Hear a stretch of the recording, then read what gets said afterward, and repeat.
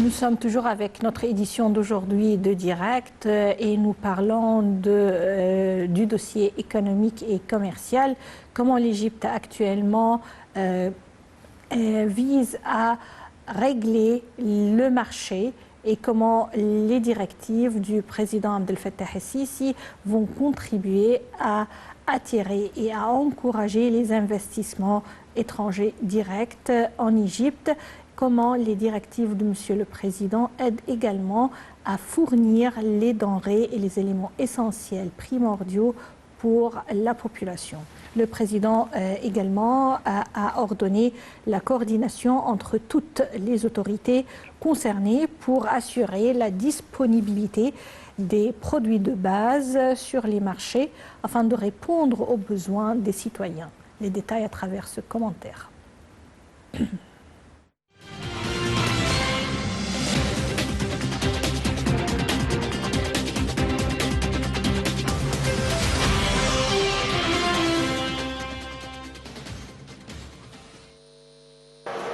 Le président Abdel Fattah el-Sisi a ordonné la coordination entre toutes les autorités concernées pour assurer la disponibilité des produits de base sur les marchés et d'en renforcer la réserve stratégique, ainsi que le renforcement des efforts de contrôle sur les marchés et les points de vente afin de répondre aux besoins des citoyens.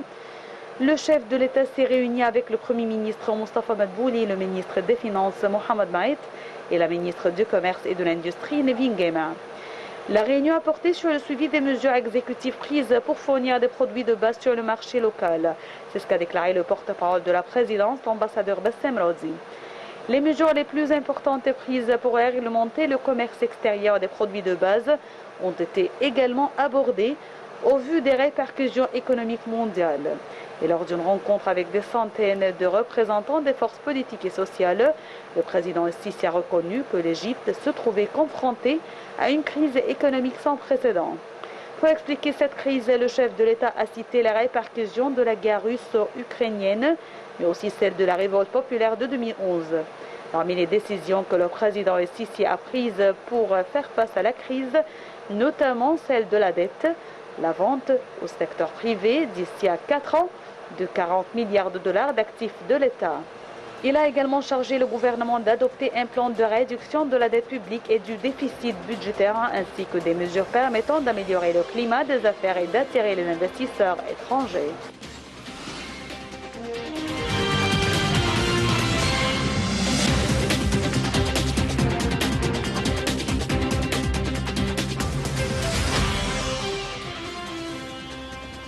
Afin de mieux analyser l'importance des directives du président Abdel Fattah el-Sisi afin d'assurer la disponibilité des produits de base sur les marchés et également les directives de revenir au processus, aux anciennes procédures d'importation-exportation afin également de faciliter les opérations d'achat. Nous avons contacté par téléphone Dr Hoda Yassa. Bonsoir Dr Yassa. Bonsoir. On est en train de discuter aujourd'hui d'un dossier très important, le commerce et l'économie égyptienne. Et on a dit au début de notre édition que les économies mondiales subissent actuellement des turbulences à cause de plusieurs éléments, comme par exemple la pandémie de Covid-19, comme la guerre actuellement entre la Russie et l'Ukraine. Le monde entier souffre des répercussions. Mais l'Égypte a su affronter ces défis avec beaucoup d'équilibre et de sobriété, si vous voulez. Et avec les directives du président Abdel Fattah el-Sisi, les denrées essentielles se trouvent sur les marchés et vient s'ajouter ou couronner ces procédures, les directives d'hier, de revenir aux anciennes procédures d'importation pour faciliter les procédures et le processus d'achat et de vente. Selon vous, comment ces directives auront ou quels seront les résultats de telles directives sur le marché? La vérité, pour commencer, moi je parle étant donné que je suis une femme du côté industriel. Pas seulement je suis la présidente de l'Union des femmes investisseurs arabes, Oui. Mais étant donné que je suis une femme industrielle, j'ai des usines, vraiment, je ne peux pas te dire, je ne peux pas vous dire quelle a été notre joie d'avoir entendu ce que notre président a fait. C'est un grand support et un grand pas vers l'industrie égyptienne pour donner le grand support à l'industrie et à nous aider à ouvrir des marchés extérieurs, étant donné qu'on va pouvoir avoir tous nos éléments d'une façon assez réglée et bien facile pour nous. Ça nous a donné beaucoup d'accès vers importer les matières premières, certaines matières premières, et ce qui est pour l'industrie comme machines, comme les machines, les produits essentiels pour la production industrielle. Alors vraiment ça va aider beaucoup à développer l'industrie et attirer des investissements vers l'Égypte. Oui. Et c'est ça qui se passe de nos jours. Étant donné, par exemple, on vient d'annoncer qu'on a un très grand événement économique arabo-africain et relations internationales au 26 octobre.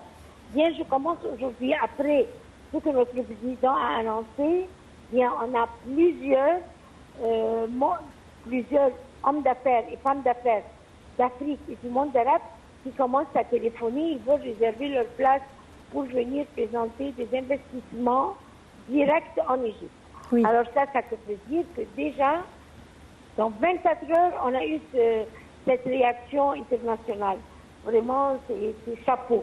Je ne sais pas comment m'exprimer, mais je veux dire qu'on est très contents et fiers, contentes et fiers de ce qui se passe de nos jours de la part de notre président Abdel Fattah al-Sisi. Très bien. Alors, comme vous l'avez mentionné, Dr Hodayessa, vous êtes présidente de l'Association des femmes d'affaires. Et de là, vous voyez l'image la plus large concernant les investissements directs. Mais également, je voudrais me pencher un peu sur le marché local et qu'avec les directives de Monsieur le Président, l'Égyptien, la famille ordinaire n'a pas senti vraiment ces turbulences sur le marché international concernant l'importation, l'exportation, concernant l'inflation. On trouve que tous les produits essentiels pour la famille sont déjà là avec des prix très raisonnables et des prix encore avec des réductions très spéciales. Et ça, c'est le contrôle que notre président a fait sur tout ce qui est commerce intérieur. On a trouvé un grand changement. On trouve que maintenant, on trouve toutes les matières, par exemple nourriture, les matières de maison, tout, on l'a facilement. Par contre, dans d'autres pays, ils sont privés de ça. Oui. Et puis, autre chose qui est très importante, que maintenant, toutes les familles, parfois, il y a certaines personnes qui parlent des grands projets. Bien, dans ces grands projets, il y a des millions et des millions d'ouvriers, d'ingénieurs, des jeunes qui travaillent dans ces projets. Alors les familles ont des rentrées, c'est différent. Avant ça, dans le précédent, quand on avait n'importe quel petit problème mondial, tout de suite, ça faisait son dans le chômage.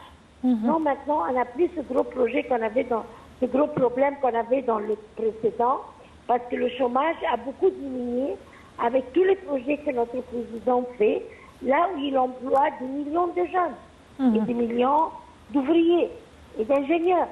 Là où maintenant toutes les familles ont des moyens et des rentrées mensuelles qui les aident à vivre et à vivre bien. Oui. Surtout après le contrôle que le président fait par l'entremise de ses ministres, par exemple comme la ministre Nivingana, les contrôles qu'ils font sur le marché local, ce qui n'est pas facile. C'est vrai. Et également, il y a l'initiative présidentielle de fournir les denrées essentielles partout autour de l'Égypte. Ça a commencé au début du Ramadan, mais ça continue. Monsieur le Président a donné ses directives. C'est exactement que je parlais. Oui. C'est ça que je voulais dire. Là, on trouve la nourriture et toutes les choses essentielles de la famille. C'est même pas uniquement la nourriture, si vous me permettez, Dr Hodayessa, parce que cette initiative également concerne tout ce qui intéresse la famille égyptienne. On voit les points de vente avec, par exemple, les lessives, on voit avec également la fourniture scolaire. Comme exemple, je dis ça comme un exemple. Oui, c'est vrai. Ça uniquement. C'est juste pour donner un exemple, mais sur tous les niveaux de la vie quotidienne. Oui. Docteur Hodayas, également concernant l'avenir des investissements en Égypte, avec ces dernières directives, comment voyez-vous l'attraction des investissements directs vers l'Égypte dans l'avenir? Moi, je vois qu'on a beaucoup d'accès vers ça et tout ce qu'on a comme nouvelle loi, comme nouveau directive que le président donne, ça ouvre beaucoup de chances devant les investisseurs étrangers. Et il y a aussi quelque chose de très important qu'il faut mentionner, que maintenant il y a un rôle que le secteur privé, femmes d'affaires, hommes d'affaires doivent prendre. On doit savoir comment prendre notre valise et partir vers l'Afrique et vers le monde arabe, comment expliquer et comment aider à promouvoir et à faire la promotion pour les facilités que le gouvernement égyptien offre pour les investissements. Ça, c'est très important. Le rôle des NGO, les non-gouvernementales, les organisations qui ne sont pas gouvernementales, ils doivent aussi bouger vers l'extérieur. Pas seulement on parle entre nous, il faut qu'on prenne des initiatives vers l'extérieur. C'est une des raisons que l'Union des femmes investisseurs arabes, on parle par exemple vers l'Afrique, on est parti vers Nigeria, on est parti vers le Congo, on est parti vers Kenya, et on part en Mauritanie. On part en Mauritanie le mois prochain, vers la fin de ce mois-ci, pour pour expliquer il y a un certain niveau dans ce pays qui sont intéressés à venir faire des industries ici avec nous en Égypte et les revendre vers leur pays et vers d'autres pays africains. Alors, comment les attirer à venir faire ça ici, étant donné que l'infrastructure chez nous en Égypte est très forte. On a beaucoup d'avantages qu'on offre sur ce niveau-là, là où malheureusement certains pays africains ils sont privés de ça. Alors, de venir créer des industries en Égypte en collaboration avec des Égyptiens, ça va faire un mouvement économique très abordable pour les deux, pour les Égyptiens et pour les Africains. Oui. C'est vrai qu'il y a beaucoup d'efforts côté secteur privé afin d'aider l'État à réaliser le plan de réforme économique. Exactement. Ce n'est plus le temps que quelqu'un travaille seul. Le gouvernement seul ne peut pas réaliser. Le secteur privé seul ne peut pas. Les NGO seuls ne peuvent pas. Mais si nous tous, on met main dans la main, secteur privé, avec le gouvernement, avec le support politique qu'on a de notre président, on peut vraiment changer beaucoup de choses vers nos pays. Docteur Hodayas, vous êtes présidente de l'Association des femmes investisseurs. De l'Union des femmes investisseurs arabes. Je vous remercie infiniment pour ces explications concernant non seulement les directives du président Abdel Fattah al-Sisi concernant la performance économique, mais également parlant du rôle du secteur privé et de la société civile à encourager les investissements et à réaliser la réforme économique attendue. Chers téléspectateurs, ainsi nous arrivons au terme de notre édition de direct pour aujourd'hui. Passez d'excellents moments avec la suite de nos programmes sur Nile TV International. Au revoir.